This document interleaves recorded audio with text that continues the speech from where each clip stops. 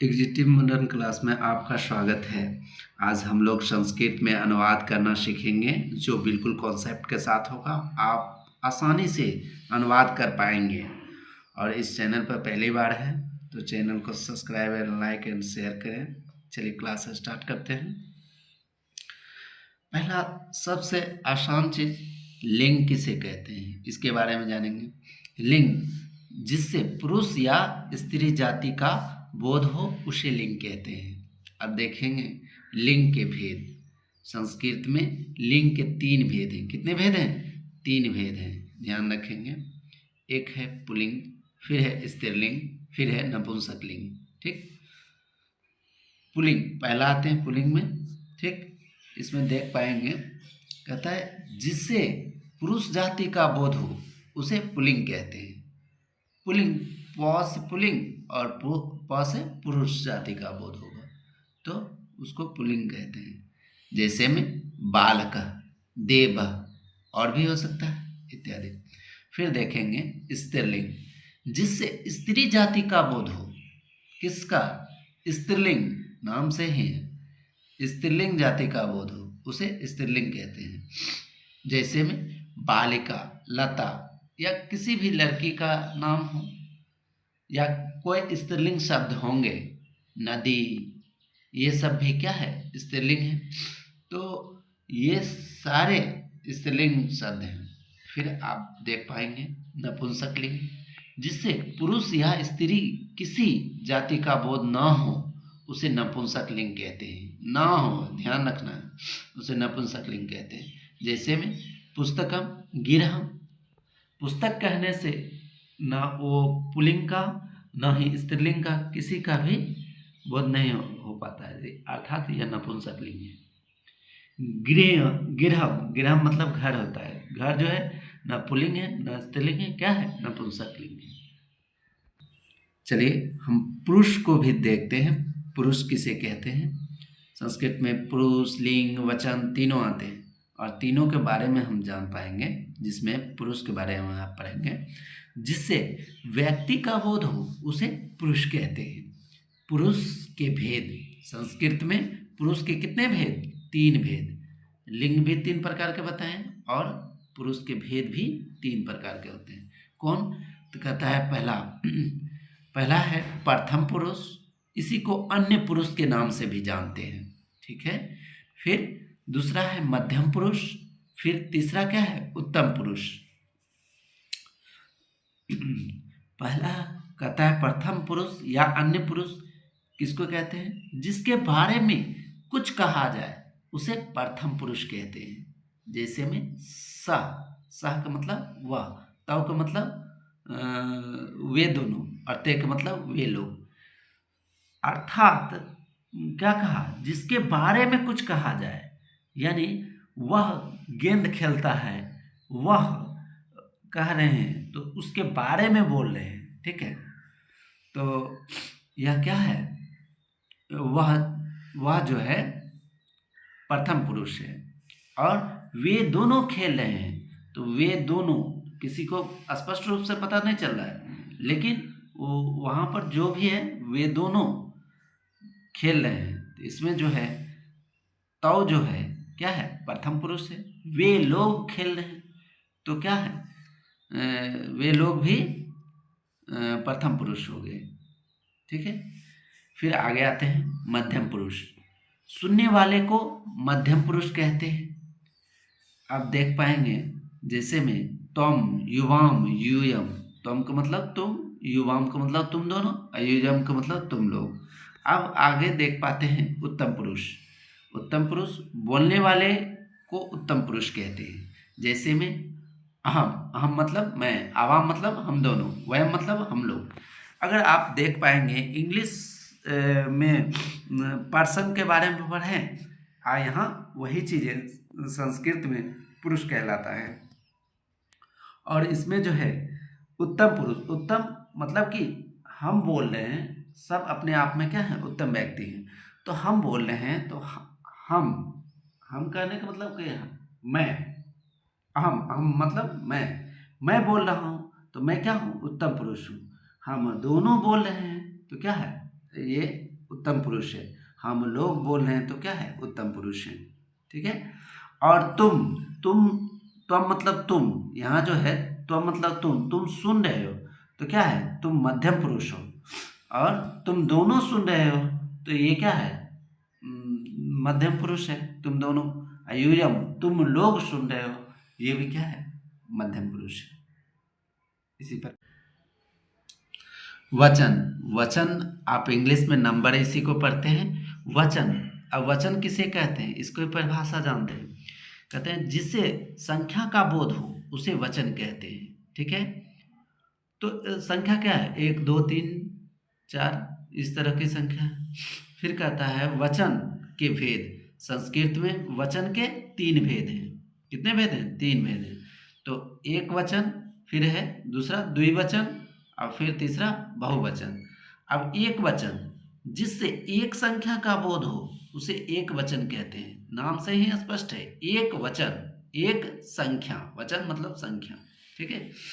जैसे में बालका, बालका कह दिए तो मतलब एक बालक। फिर द्विवचन में आते हैं, जिससे 2 संख्या का बोध हो उसे द्विवचन कहते हैं। द्वि मतलब 2, अवचन मतलब संख्या, तो 2 संख्या का बोध होगा। जैसे बालकौ कह दिए तो बालकौ को मतलब 2 बालक, यहाँ 2 की मात्रा है तो 2 बालक। ठीक है। फिर बहुवचन, जिससे 2 से अधिक संख्या का बोध हो उसे बहुवचन कहते हैं। जैसे बालका, बालका मतलब क्या, अनेक बालक। देखिए कर्ता रूप, इसको अच्छी तरह से समझेंगे और इसको याद भी कर लेंगे और इसी पर सारे वाक्य बनना है। ठीक है। इसको अच्छी तरह से वीडियो रोक के लिख लेंगे। ठीक है। एक वचन, द्विवचन और बहुवचन। देखिए प्रथम पुरुष, क्योंकि हमने पीछे सारा एक वचन के बारे में, द्विवचन के बारे में, बहुवचन के बारे में और पुरुष के बारे में भी पढ़ चुके हैं। तो अब हम इसमें देख पाएंगे आगे कि प्रथम पुरुष, प्रथम पुरुष में आता है सह, तौ, ते। और फिर इसी में जो है ये पुल्लिंग का हो गया, सह तौ ते। पुल्लिंग में सह का मतलब वह होता है, तौ का मतलब वे दोनों होता है, ते का मतलब वे लोग या वे सब होता है। ठीक है। स्त्रीलिंग में वही चीजें, सा मतलब वह हो जाएगा, और ते मतलब वे दोनों, और ताह का मतलब वे लोग या वे सब। ठीक है। फिर नपुंसक लिंग में आते हैं, तत् का मतलब वह होता है, और ते का मतलब वे दोनों होता है, और तानी का मतलब वे लोग या वे सब होता है। तो हम वाक्य पे ये निर्भर करेगा। जैसे में एक वाक्य अगर बोले तो वह पढ़ता है, तो यहाँ पुल्लिंग का कोई पुल्लिंग यानी पुरुष जाति है, वह पढ़ता है, तो वह के लिए यहाँ सा का प्रयोग होगा। और वह विद्यालय जाती है या वह पढ़ती है, तो इसमें कोई स्त्रीलिंग का बोध हो रहा है, इसमें स्त्रीलिंग के लिए वह का प्रयोग सा होगा। और नपुंसक लिंग, जैसे वह पुस्तक है, तो इसमें वह जो है क्या है, नपुंसक लिंग के लिए तत् का प्रयोग होगा। ठीक है। इसी प्रकार आप तौ, तौ को मतलब वे दोनों, ये पुल्लिंग के लिए, ते मतलब वे लोग, ये स्त्रीलिंग के लिए, और ते मतलब नपुंसक लिंग के लिए वे दोनों का प्रयोग होगा। ठीक है। ते मतलब वे लोग, यहाँ बहुवचन में अगर है बहुवचन या कहे यूं ही पुल्लिंग में, तो वे लोग का ते हो जाएगा, और स्त्रीलिंग में जब प्रयोग करेंगे तो ताहा, और नपुंसक लिंग में प्रयोग करेंगे तो तानी। आगे देख पाते हैं मध्यम पुरुष, त्वम का मतलब तुम होता है, और युवाम का मतलब तुम दोनों होता है, और यूयम का मतलब तुम लोग या तुम सब होता है। उत्तम पुरुष में देख पाएंगे अहम का मतलब मैं, आवाम का मतलब हम दोनों, वयम का मतलब हम लोग या हम सब। इसका हिंदी जरूर याद रखेंगे, आप इसी पर सारे वाक्य बना पाएंगे। चलिए लकार के बारे में आप जान पाते हैं। लकार, आप इंग्लिश में इसी को टेंस पढ़ते हैं। लकार का मतलब क्या होता है, काल मतलब समय। अब देखिए जिस काम को करने में जो समय लगता है, या किसी काम को करने में जो समय लगता है, उसे क्या कहते हैं, लकार कहते हैं। संस्कृत में लकार 10 है, आपको पढ़ना 5 है। 9-10 के लिए 9-10 तक के लिए 6 से 9-10 तक के लिए 5 पढ़ना है, उसके बाद 11-12 के लिए आगे 5 पढ़ना है। ठीक है, वो 5 कौन कौन है? पहला है लट लकार, फिर है लंग लकार, फिर है लीट लकार और चौथा है लोट लकार, पांचवा है विधिलिंग लकार। इतना ही तक पढ़ना। और आगे हम देख पाएंगे फिर होता है लीट लकार, फिर होता है लूट लकार, फिर होता है लेट लकार और फिर होता है लिरिंग लकार और उसके बाद लुंग लकार। ठीक है, अगर आपसे पूछे कि लकार कितने हैं तो आप ध्यान रखेंगे 10 ही हैं और पढ़ना आपको 5 है। ठीक है, पहला आता है लट लकार। लट लकार का मतलब वर्तमान काल। वर्तमान समय में जब कोई काम सामान्य रूप से होता है उसे लट लकार कहते हैं। आप देख पाएंगे पहचानने का नियम, इसको जरूर ध्यान रखेंगे, तभी आप वाक्य को पकड़ पाएंगे कि यह किस लकार में है या किस काल में है। ठीक है, जिस हिंदी वाक्य के क्रिया के अंत में ता है, ती है, ते है लगा रहे उसे लट लकार का वाक्य समझना चाहिए। ठीक है, तो अब हम कह रहे हैं जिस हिंदी वाक्य के क्रिया के अंत में, क्रिया कौन है? पढ़ना, लिखना, हंसना, बोलना।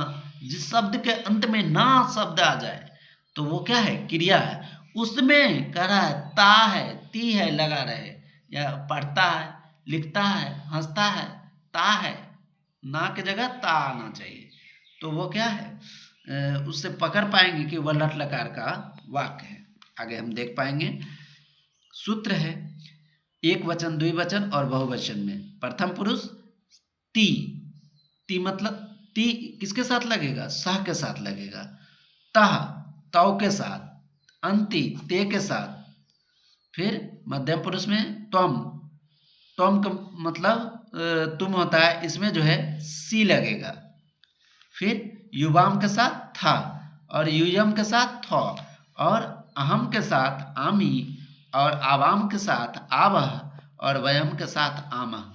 अब हम देख पाएंगे वाक्य, जैसे में वह खाता है, इसको पहले वाक्य को पकड़ना है कि वह किस लकार में है, तो फिर आप उसको बना पाएंगे। वह का क्या होता है? स। अब देखिए खाना क्या है? क्रिया है और उसके अंत में क्या लगा हुआ है? ता लगा हुआ है, यानी खाता है। ये लट लकार का वाक्य है। इसमें खाना का क्या होता है? खाद। खाद, खाद मतलब खाना होता है। और उसमें क्या? सह के साथ ती लगा है, तो सह यहाँ है तो खाद के साथ क्या? ती लगा देंगे, तो सह खादती हो जाएगा। फिर आगे देख पाएंगे वे लोग लिखते हैं, तो वे लोग का क्या होता है? ते होता है और लिख धातु से लिखना होता है। ठीक है, उसका अर्थ लिखना होता है। तो लिख, उसमें ते के साथ क्या लगा है? अंति, तो लिख में अंति लगेगा तो लिखंती बनेगा, यानी ते लिखंती हो जाएगा। आज का क्लास इतना ही। अगले क्लास में हम इसका एग्जाम्पल और देख पाएंगे। धन्यवाद।